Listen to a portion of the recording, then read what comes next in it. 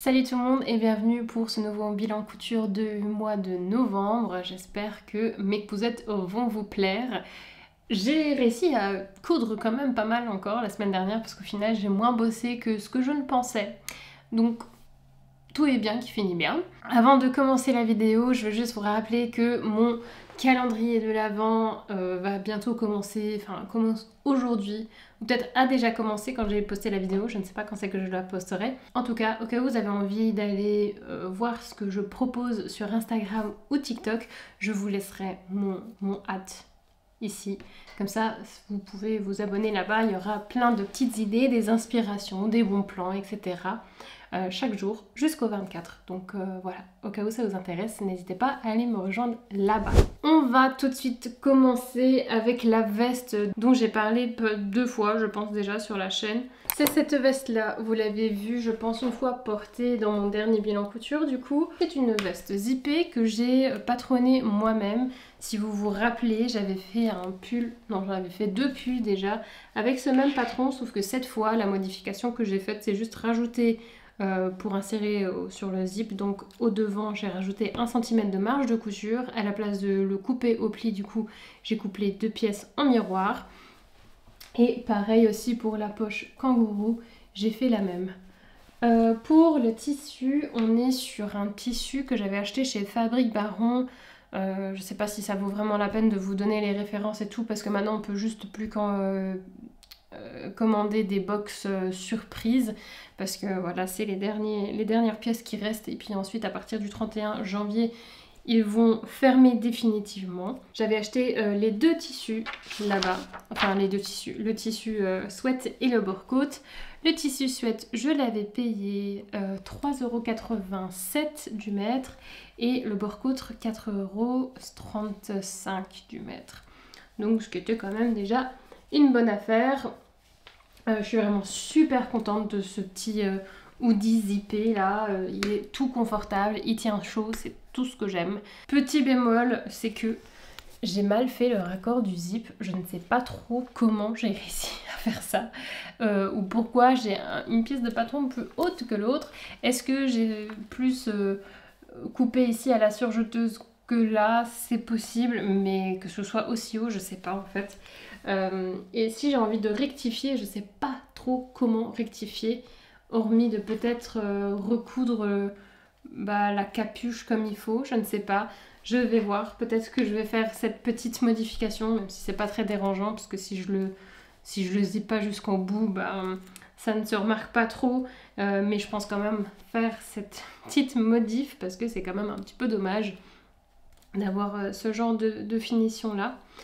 Je pense aussi que la prochaine fois que je ferai ce hoodie, ou même que ce soit zippé ou pas, je vais rajouter un petit billet ici pour cacher cette couture de la capuche, parce que du coup quand la capuche elle est posée comme ça, on voit quand même les surjets. Je sais pas si c'est comme ça aussi sur les autres pulls à capuche, mais j'avoue que je trouverais ça plus beau si ce serait vraiment bien fini avec un petit billet. Donc je pense, je me tâte à faire ça. Je n'ai pas de patron à vous montrer pour celui-là, mais je voulais quand même vous montrer ce petit projet parce que je le trouve super cosy, et peut-être que ça peut vous donner de l'inspiration, et peut-être que vous pouvez chercher un patron dans ce style.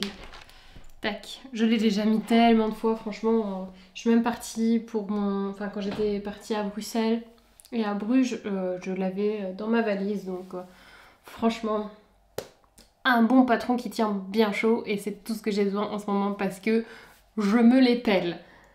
Voilà, en gros. Le deuxième projet va être un petit peu difficile à vous montrer parce qu'il s'agit d'un harnais. Alors comment je vais vous montrer ça? Il s'agit donc du Half Pint Harness de chez Happily Dressed. J'ai acheté le patron sur son Etsy et puis le patron il était à 13... J'ai mes notes ici, c'est pour ça que je regarde vers là-bas. Le patron a coûté 13,88 € sur Etsy. Vu que moi je ne suis pas de France, regardez plutôt chez vous avec la TVA et les taxes, ça peut un peu fluctuer les prix.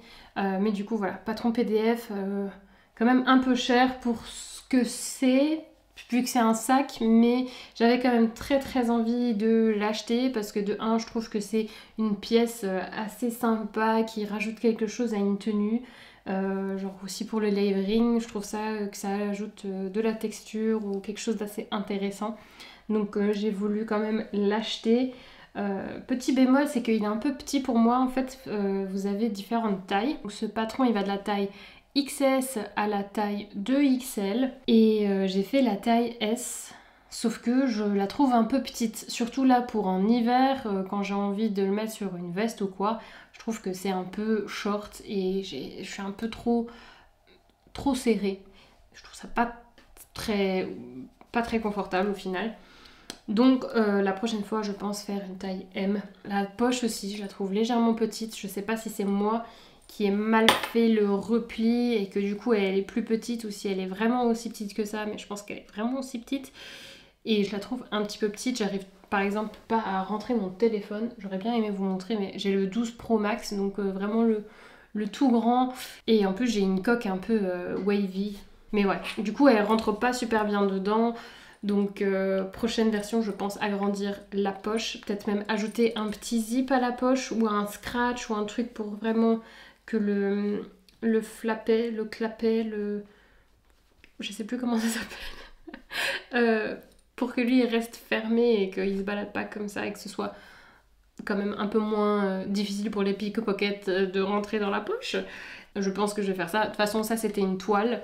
Pour le tissu, ici c'était une chute. Je sais pas si vous vous rappelez, mais.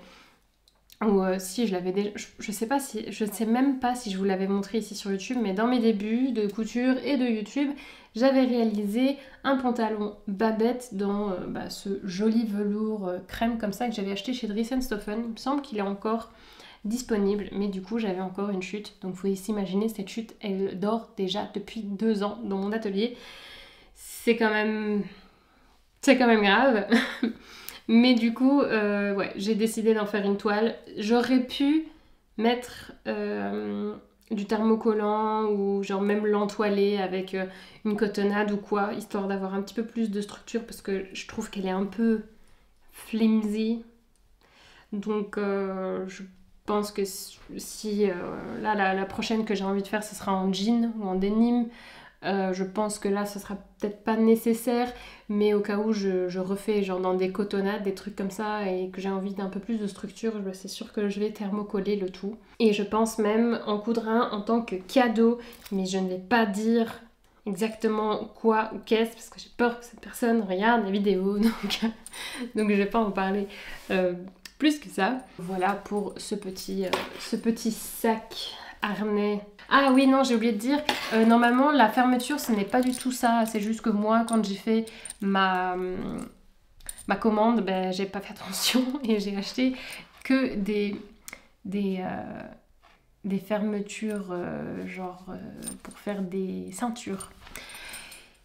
Et normalement il faut juste ceux où on met le tissu comme ça dedans et puis on peut juste faire zing, zing. Vous voyez, je sais pas comment, les glissoires, je crois que ça s'appelle. Je sais pas comment ça s'appelle. Et c'est pour ça, je ne sais jamais comment ça s'appelle. Et du coup, c'est pour ça que j'ai mal acheté. En tout cas, c'est pas grave. J'ai réussi à faire autre chose. Et en plus, c'est une toile, donc c'est pas tragique. J'ai acheté maintenant les bons. J'ai pas renvoyé les autres parce que je me dis que ça peut toujours servir. C'est de la mercerie, donc ça prend pas tant de place que ça. Donc je les ai gardés. Prochain projet, c'est un projet pas pour moi mais pour ma maman. Je lui ai fait une jupe normale, toute droite, en noir. C'est une gabardine, pareil aussi de chez Fabrique Baron. Je pense que j'avais acheté pour 2,90 € parce que justement il y avait les soldes, des stockages, etc. C'est un tissu avec pas mal de polyester, donc qui est pas mal pour des jupes et des pantalons parce que du coup il ne froisse pas quand on s'assoit, c'est quand même vraiment chouette. Et il marquait quand même assez bien au fer, j'ai pu faire ma petite fente tranquillement en le marquant en fer, donc pas trop de soucis à ce niveau-là. Pour le patron, je l'ai fait moi-même à l'aide d'une vidéo avec une dame qui a expliqué mais vraiment super bien comment patronner une jupe droite, une jupe de base. Je vous laisserai la vidéo en description parce que là je me rappelle plus de son nom, mais c'était vraiment très chouette. J'ai beaucoup aimé. En une grosse après-midi, j'avais fait mon patron, ma toile et puis la version finale. Donc ça c'était vraiment très chouette. Et voilà, elle est vraiment très très contente. Ma maman m'avait demandé pour soit une jupe avec la fente devant ou derrière. Au final, elle avait choisi derrière, mais au final, elle veut aussi une avec une fente devant. Donc je pense lui faire ça aussi à un moment ou à un autre. Peut-être dans un autre tissu, je sais pas. Mais ouais, vraiment très sympa. C'est une jupe. C'est une jupe toute simple avec deux pinces à l'avant, deux pinces à l'arrière, un petit zip à l'arrière et c'est tout. J'ai fait un simple repli au niveau de la taille avec un petit surjet et puis au niveau du bas j'ai fait un double rentré. Est-ce que ça va se voir parce que vu que c'est du noir, ah voilà. Donc double repli ici et puis ici on a du coup la fente et j'ai pareil, j'ai fait juste un simple repli vers le dedans et j'ai surjeté, enfin j'ai surjeté avant bien sûr et puis j'ai juste fait un petit repli. Voilà. Rien de très sorcier, c'est très rapidement fait, surtout quand on a un patron adéquate. Elle est encore légèrement grande au niveau de la taille et j'ai peur aussi que vu qu'il y a un petit peu d'élastane dans ce tissu, que avec le lavage elle va se détendre encore plus. Je pense que je vais devoir la reprendre un petit peu ici, surtout que ici c'est un petit peu trop bombé. Je sais pas si ça se voit, mais en fait là l'amplitude elle est un peu trop grande. Donc je vais devoir faire un truc un peu plus harmonieux parce que ma mère a des hanches, mais pas à ce point-là non plus. Donc je vais devoir reprendre ça légèrement, mais c'est rien de très sorcier. Ensuite, je porte déjà une des créations. Si vous avez vraiment l'œil aiguisé, vous savez peut-être le patron que c'est. C'est un patron de chez Evelyn Patterns que j'ai déjà cousu. C'est le patron Jeanne. Je l'ai fait en taille courte avec manches longues et manches droites cette fois, pas les manches ballon comme ça ou évasées, je sais plus comment elle les appelle. Et cette fois je l'ai fait dans une taille 36 parce que je trouvais que la taille 38 était légèrement trop grande à quelques niveaux et du coup je me suis dit que le 36 irait mieux. Ce patron il va de la taille 32 à 50 pour petit rappel et il se vend à 10,90€ en format PDF. Vous avez différentes versions, que ce soit robe, manche courte, manche longue, robe longue, robe courte, il y a moyen de faire pas mal de versions, c'est très chouette. Le jersey que j'ai utilisé, je pense que ça se verra plus dans le zoomé, mais c'est un jersey un peu angora, tout doux comme ça. Alors les bouloches, c'est normal, hein, ça doit être ça. Ça doit être comme ça. C'est tout, c'est un tissu tout doux, un peu poil de, je sais pas. Mais en tout cas, c'est tout doux, c'est très confortable, je l'adore. Je suis très contente, c'est en bon basique. Et puis la caractéristique de ce patron, c'est l'encolure bateau que moi j'adore. Je trouve ça très très flatteur, surtout pour ma morphologie à moi. Les cols bateau et les cols carrés, moi j'adore. Un petit basique qui fait quand même un peu élégant, dépendamment de comment on le met, ou un peu plus casual. Voilà, donc très chouette. Je suis de toute façon une grosse fan des patrons de Evelyn, c'est rien de nouveau. donc voilà pour ça. Le tissu, je pense que je l'avais acheté pour 3€ ou 4€ à la foire au tissu. Je ne me rappelle plus du stand, mais c'est un stand où il y a toujours tous les tissus à 3 ou 4€. Je pense que maintenant c'est 4. Les débuts, quand j'allais à la foire au tissu, c'était encore 3. Maintenant ils ont augmenté d'1€. Mais bon, franchement... J'ai pas mal de tissus de la foire au tissu qui sont peu chers, mais c'est vraiment de la plutôt bonne qualité pour le prix. Je peux pas m'en plaindre, donc voilà, au cas où vous vous posiez la question, c'est plutôt de la bonne qualité. J'ai encore une chute, je pense que dans la chute je vais me faire un top loup, parce qu'en fait je sais pas, j'ai acheté 2 mètres ou 2,5 m, je sais pas. Je sais pas ce que je voulais faire avec ça pour avoir acheté autant de métrage. Mais du coup, j'ai encore une chute assez considérable. Et je pense me faire juste un petit haut loup, parce que comme ça, ce sera le haut un peu off the shoulder, comme ça va être très beau. Même de nouveau, pour le layering, avec une petite chemise blanche en dessous, top. Donc très hâte de me coudre ça aussi. On passe au dernier projet déjà. Celui-là, je vous l'avais spoilé entre guillemets sur Instagram parce que je vous avais fait un petit post avec mes inspirations et mes futurs projets que j'aimerais bien coudre en hiver. Et c'était le jour où j'étais revenue de la foire au tissu la semaine dernière, je pense. Et je m'étais acheté de la flanelle. J'en ai acheté aussi, j'ai encore 2 coupons de cette même flanelle mais en vert. En fait, je m'en suis fait un petit pyjama. Un pyjama tout simple, sans passe-poil cette fois. J'aurais pu en rajouter mais j'avais un peu la flemme. Je voulais un truc un peu fun à faire, sans trop prise de tête, mais quand même qui rend bien. Donc vous avez ce petit col. Attendez, je vais mettre ça sur cintre. Hop là. Vous avez... D'abord, c'est le patron de chez Ellie & Mac et c'est le Adult Classic PJ. Vous avez différentes possibilités de réaliser ce patron. Vous avez une version pour des jerseys, mais ce ne sera pas du tout avec ce col comme ça, mais juste un pull et un pantalon. Vous avez moyen de faire de cette chemise une nuisette longue, plus courte. Elle vous explique comment faire. C'est un patron super complet, je trouve, de pyjama, parce qu'en plus c'est unisexe, donc aussi bien pour hommes, femmes, non-binaires. Donc vraiment très chouette, très très fan, et en plus il est gratuit. Bon, après seul bémol, c'est que c'est en anglais, mais franchement avec les dessins, enfin c'est pas des dessins techniques mais c'est des photos, il n'y a aucun souci. Et puis si vous êtes intermédiaire, franchement les doigts dans le nez comme moi, il n'y aura aucune difficulté. Le patron il va de la taille de XS à 6XL vu que c'est unisexe, et moi j'ai fait la taille SM. J'ai choisi une taille plus grande que la mienne, j'aurais pu aussi faire XSS, mais je voulais quelque chose d'un peu plus large et de confortable parce que voilà, c'est un pyjama, j'ai pas envie d'être toute serrée dans mon pyjama. Donc j'ai choisi la taille un petit peu plus grande. Vraiment très contente. Le pantalon est un peu trop long pour moi parce que à mon avis la stature, j'ai du mal couper parce que vous avez différentes statures aussi, vous pouvez couper la longueur dépendamment de votre stature.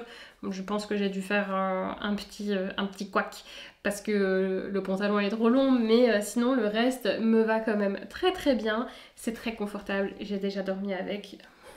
C'est génial. C'est le pyjama un peu typique Noël, hein. Mais je voulais, ça fait très longtemps que je voulais me coudre un petit pyjama comme ça, vraiment très Noël. Et puis en plus aujourd'hui normalement on va faire le sapin, et du coup je pourrais mettre mon petit pyjama pour faire le sapin. J'ai déjà très hâte. J'ai comme déjà dit acheté le même tissu en vert et bleu comme ça, je me semble, ouais je le vois là-haut là. Qui fait un peu serpentard, j'avoue. Je suis pas serpentard normalement, je suis serre d'aigle, mais le bleu était un peu moins beau que le vert, donc j'ai quand même pris le vert parce que voilà. Mais ouais, pour le tissu, alors j'ai le stand. Donc c'est ce stand là. J'avais pas essayé de prononcer ce nom parce que voilà, vous avez ici le code QR, je pense, pour aller soit sur leur site ou peut-être leur Facebook, Instagram, je ne sais pas. Mais en tout cas, si ça vous intéresse. Pour le tissu, eux, ils vendent les tissus en coupons. Et leurs coupons là, je pense qu'ils faisaient 1,70 m sur 1,40 m ou 1,60 m, je ne sais plus. Et j'avais pris 2 coupons, c'était très short.